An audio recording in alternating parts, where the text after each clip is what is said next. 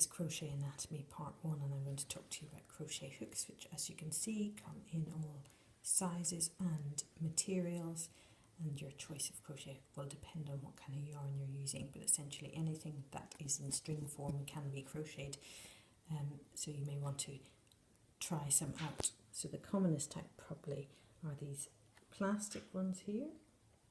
A crochet hook has a handle. It usually has a wider patch here for ease of holding it, and then at one end this hook on the end, and often you'll find a plastic one free with a magazine or something like that. Now you can buy them in groups.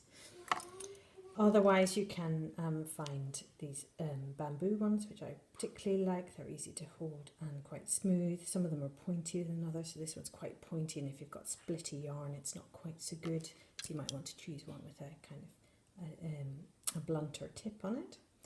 If you find that you get cramp in your hands, you can choose one of these ones with a padded handle. There's a whole lot of different types you can get, and they usually have a metal or plastic hook on them. They're particularly good if you want to take them through customs or in a bag on hand luggage, because although I would never take knitting needles, I have often taken a crochet hook with me, although I suspect I'll be told off for that now if anyone from customs finds out.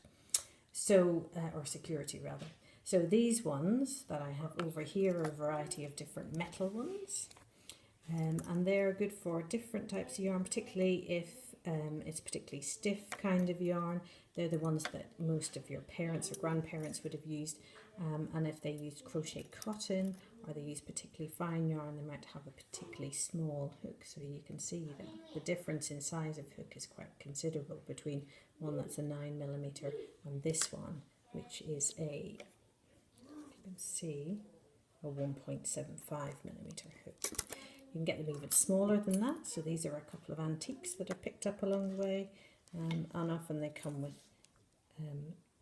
lids on them to protect them. So this is a very tiny hook that would be used for crochet cotton in particular, and for very fine work. I have to admit, I've never used this one. So often you'll get them in packs like this. This is a pack that I picked up in John Lewis in the sale at one stage, and it comes in different sizes. So this goes from a 2.5 up to about a size 6, and they usually come in half sizes, so a 2.5, 3, 3.54, etc., all the way up to 6. But you can get much bigger than that. So for example, this is a 15mm hook, and if you want to crochet several strands together, this would be the one to go for. They're not very easy to find. And this one is a size 20 hook. As you can see, it's considerably bigger than the others, and that one I use for blanket selvages. So if you have something that's really thick you want to work up, although you must watch out for your shoulders because that's particularly hard on it.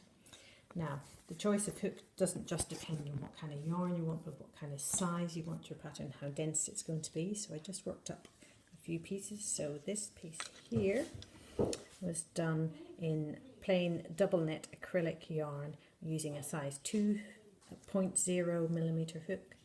The same number of stitches, so 10 stitches and 10 rows, I did with the size 3mm hook, and as you can see, the 3mm one is very slightly bigger than the 2mm hook size.